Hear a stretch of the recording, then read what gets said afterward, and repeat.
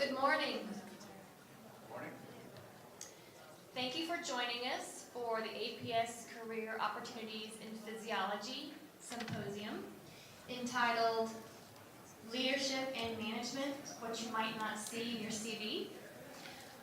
We are honored this morning to be visited by 4 physiologists from different sectors in research.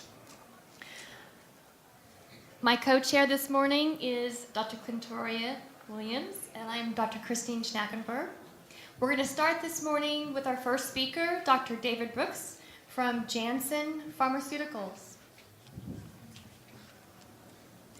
Before we get started, I did want to note that all the slides for our first 3 speakers have been printed out, and you can pick them up in the back of the room. In addition, at the back is a survey that we request that you fill out after the speakers complete their talks. And before you leave the room, please hand them to myself or any of the APS staff in the back of the room. The talks will also be online on the APS website in a couple of months. And please continue to visit the careers and trainees websites for further information about professional skills. Thank you. Dr. Brooks. Good morning. And thank you for Dr. Clintor. Oh, it's not on. Switch it on. Need to get a little bit closer. How's that? Can you hear me? Better?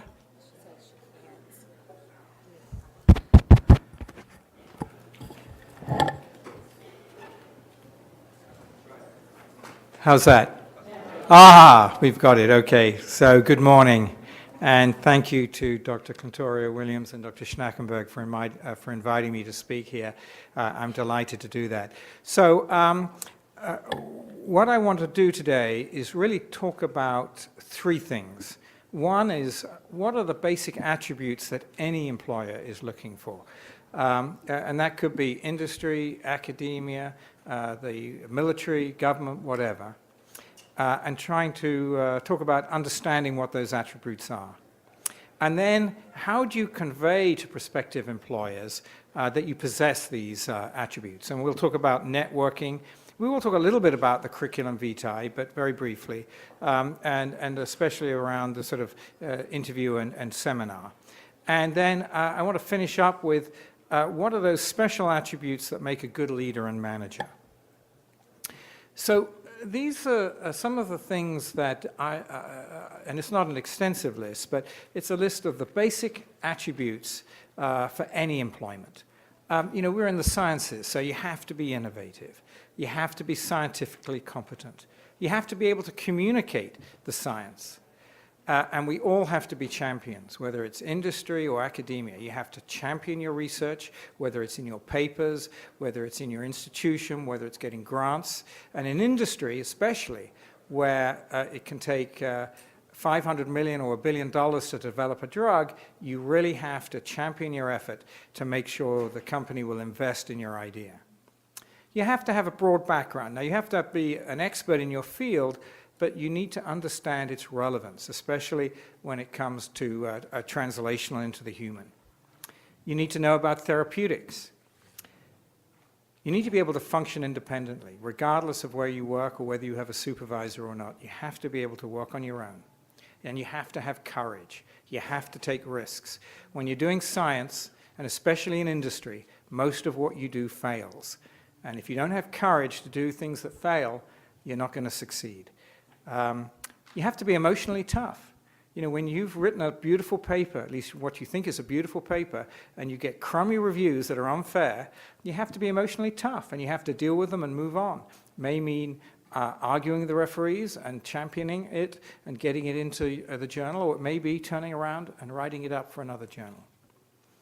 And you have to have high integrity with people around your research and in every aspect of any job. So you need to know your strengths, and that's easier said than done often. You cannot be anything you want to be, but you can be a lot more of who you are already. In other words, you have to identify your strengths and make sure you know what they are and convey them to prospective employers. And most people think they know what they're good at, but they're usually wrong. And yet a person can only perform if they know what their strengths are. And we'll talk a little bit more about that in a minute. You have to understand your weaknesses. You can be anything you want to be if you try hard enough. That's not true. I would love to be a basketball player, and I've played for Villanova last night, right? That's not going to happen at 5'8". So it doesn't matter how hard I work, I'm not going to be a great basketball player. So I have to understand what I cannot do and what my weaknesses are. And you have to acknowledge and manage your weaknesses. You have to, if you're not good at something, and you know you're not, and you're not going to be able to become good at something, partner with somebody who has the talent. It also demonstrates integrity. When you go for a job interview, they might ask you, what are your strengths? What are your weaknesses? Make sure you know how to answer that question. Understand what your weakness is. Maybe you're still learning how to present better. You're saying, one of my weaknesses is I'm not a great presenter yet, but I'm working on it. So how do you find out what your talents are? Well, there are a number of different ways of doing it. This is one that actually Dr. Schnackenberg recommended to me, a book called Strength Finders 2.0. And this is and you can find it online, and you can look at it, and you can even buy the book and do the program. And the idea is you shouldn't hide what your talents are. So at work, a survey that Gallup did some years ago was, at work, I have the opportunity to do what I do best every day. And this was 10 million people. What percentage of people do you strongly agreed that what they do every day is what they do best? Any clue?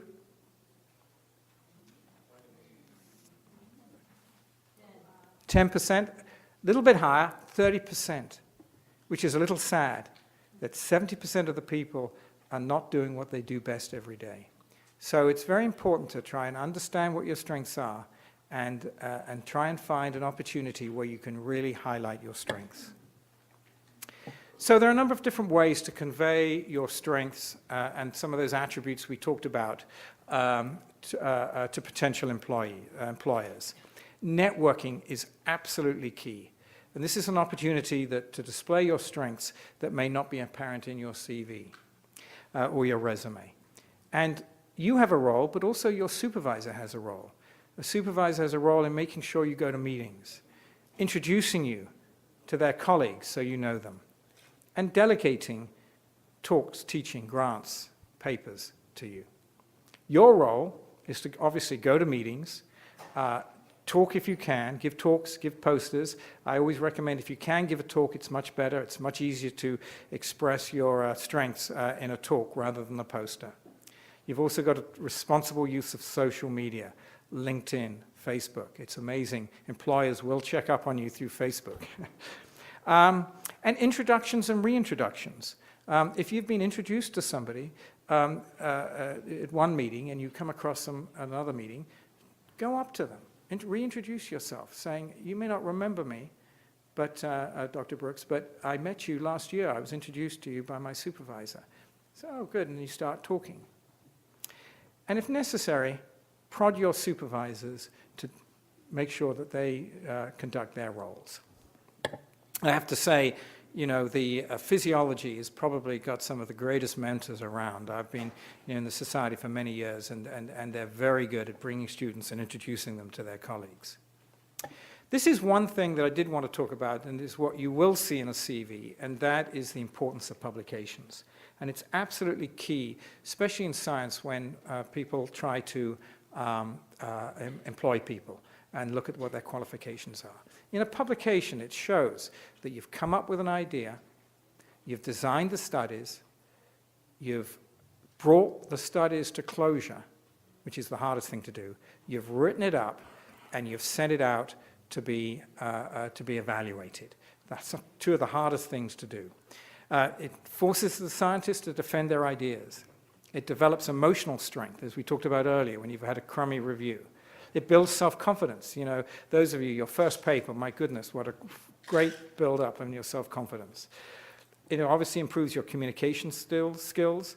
It establishes scientific credibility. And it develops the skills required to be a champion of ideas. When you've had to go back and forwards with the reviewer, or you've had to go to another journal and champion your idea. And as an aside, it also provides job security. Also, your seminar. When you go on an interview, this is your opportunity to really show off some of those attributes that are not on your curriculum vitae. It's the ability to present your work in a clear and understandable manner. It's the ability to champion your ideas. You're going to show enthusiasm. It's important to take equity in the science. Even if you're a graduate student or a postdoc and you're presenting your data, it's your work. It's not your supervisors, it's not your team, it's your work.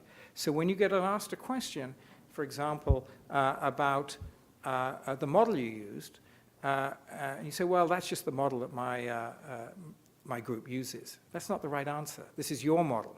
You're presenting it. You need to take equity in it. You need to defend it. So it's absolutely key that you take equity. This is also your chance to show that you have courage and you're willing to take risks. If you've done studies that were a really good idea but failed, right? But there was a really good rationale for running that study, present it, show it, and actually point out, you know, we took a risk on this. We thought it was a good idea, but it didn't work. It demonstrates that you do have the courage to take risks and fail. And I was out running this morning, and I was trying to think about the number of papers I have which are on negative data. And I counted at least 3 studies that were a great idea, but the data did not work. The idea was wrong. And we published it. And the main reason we published it is the main reason was because all those studies involved animal work. And I'm a strong believer that if you've used animals, you're honor bound to put that data out there, even if it fails, because it prevents other people using animals to do the same study. But if it was a good question and there was a rationale for doing the study, get it out there. And it also shows the ability to hear the questions being asked and to answer very clearly and briefly. And also, obviously, no BS. So I put this one slide up because I work in industry, and I've shown it before, and I think it's helpful to try and understand the difference between working in industry and academia. And it's very similar. Good science, good leadership, publications, presentations.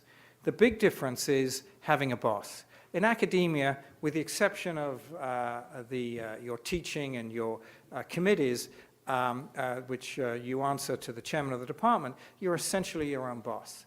In industry, you have a boss, and you're accountable, and they want to know what you're doing and why you're doing it. In industry, we don't write grants, but we do write reports, and we do have to champion our ideas. So if you're not a good writer, don't think the way into industry is a way to avoid writing. And the other big difference is changing your research area. Many people in academia work in the same area for many, many years. Of course, it does, mature. In industry, you have to have the ability to change. When I first joined GSK many years ago, I was working on vasopressin. Then it was dopamine. Then it was angiotensin II. Then it was endothelin. And then I moved from cardiovascular and created a urology department, and we were doing bladder work. So you have to, that's the big difference. It's actually very nice, but you have to reinvent yourself every time you change research area. So I want to move now to the attributes specific for leadership and management. And this is not an exhaustive list. I'm sure there are other attributes that are important, and think about them as we go through it. These are in alphabetical order. They are not in order of importance. So when you're managing and when you're a leader, and when I think of management, I think of managing 2 or 3 people. When I think of leadership, I'm thinking more leading a group. And so you'll see the differences here. So it's the ability to delegate and trust the person that you're delegating it to. It's the ability to motivate and inspire. It's being accountable for yourself and accountable for your staff. It's having confidence. There's nothing worse than having a boss that has no confidence. It's, again, courage. Courage to hire the right people, take risks on people, take risks on the work. Obviously, communication. If you can't communicate with your staff, you have a real issue. Again, integrity is absolutely vital. You have to have the integrity to tell your staff when there's an issue and make sure they understand where they need to grow or where they need to alter their behavior. It's, again, involving seek and provide feedback. Be a supporter and a mentor. If you've got a team, you need to build a team. People have got to be able to work together. And obviously, as a leader, you need to provide vision and goal setting. So these are a couple of different management styles. One is my door is always open. And that is an important thing, if your door is always open. People have to be able to come into your office and talk with you. The other one is MBWA. Does anybody know what that stands for? It's one that I used when I was leading a group of 70 people at GSK. It's management by walking around, okay? And it's a big difference because when you're in your office, you're on your turf, and it can be sometimes intimidating. When you walk around the labs, and I used to once a month go around all the labs and just chat to staff, you're on their turf. It's very encouraging to them. And it gets into this Hawthorne effect, which is also referred to as the observer effect. It's this idea that when people are being observed, their behavior, their performance increases dramatically. And it's based probably on immediate feedback and motivation. So it's a key attribute, especially if you have a big group, is to go around, talk to the staff, try not to micromanage, because their managers may not like it. But I found I got tremendous feedback when in doing that. So I put that, so we're going to play Family Feud now, okay? So, so I put up a list earlier. As I said, it wasn't exhaustive. And I would like to ask you guys what you think is the single most important attribute to be an effective leader or manager. And by the way, the survey is me, okay? So I have the results here. So if you can remember what was on the slides, and even maybe something that wasn't on the slide, what do you think is the most important attribute to being a good manager and leader? Shout it out. Motivation. Let's see if we can find that one, right? I've got them in. I think I had that one. Motivator. Survey says 5. Not a great score. Okay, so we've had motivation. What's another one? Communication. That's fine. Communication. Yeah, I have it. Good communicator. And the survey says 4. Okay, and again, this is me. Okay, what else have we got? Sorry?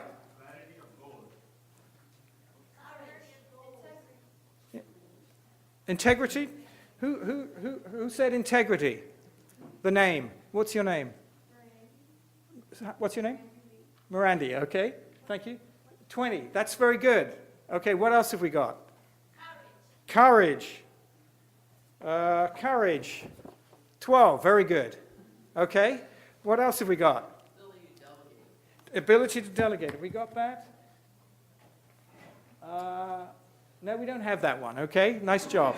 Let me give you a clue. It's not on the list I gave you earlier. Okay, I said that it wasn't exhaustive. So, anything else? Listener.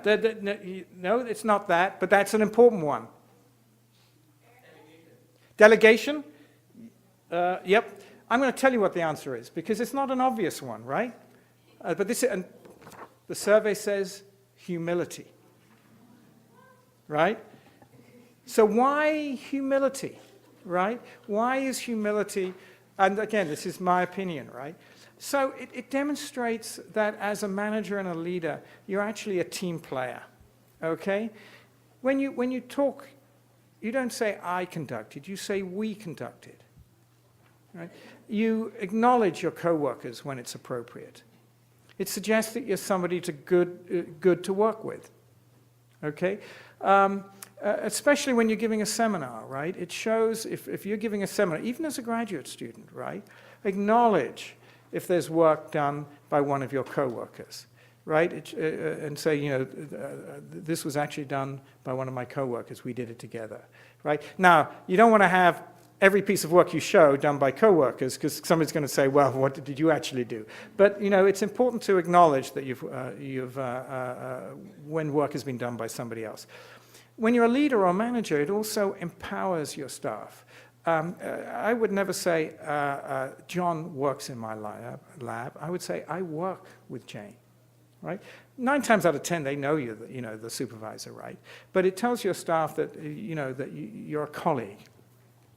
Defer to your staff when appropriate, right? And I know the physiologists are very good at that.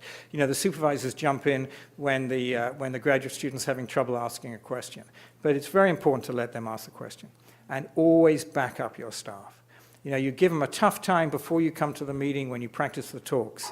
But when they get into the meeting room and they present, you back up your staff. It engenders loyalty. And so you need that balance between selling yourself and demonstrating humility. So, and this I think is some nice quotes suggesting that indeed humility is important. The first responsibility of a leader is to define reality. The last is to say thank you. In between, the leader is a servant. And I'm a great believer in the servant leader, right? That means you're a servant as well as a leader. And I think, I'm not a particular fan of Ralph Nader, but I think his statement here is, I start with the premise that the function of leadership is to produce more leaders, not more followers. That's what you're trying to do. And it is better to lead from behind and put others in front, especially when you celebrate victory, when nice things occur.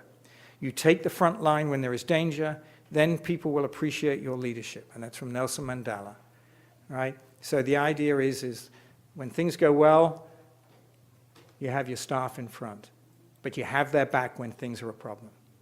But just to show my humility, right, and that I may not be right, and it may not be the right answer, I can't argue with Dwight Eisenhower, which is the supreme quality of leadership is integrity. So you were right. You're along with Dwight Eisenhower, so that was a good answer. So again, these are the leaderships and management attributes that I believe are important. I'm sure you can think of others. Work on them. Work out what your attributes are. Try to find an opportunity where you can really show off those attributes. And do your best to convey them by networking, by your interviews, by talking. Thank you very much.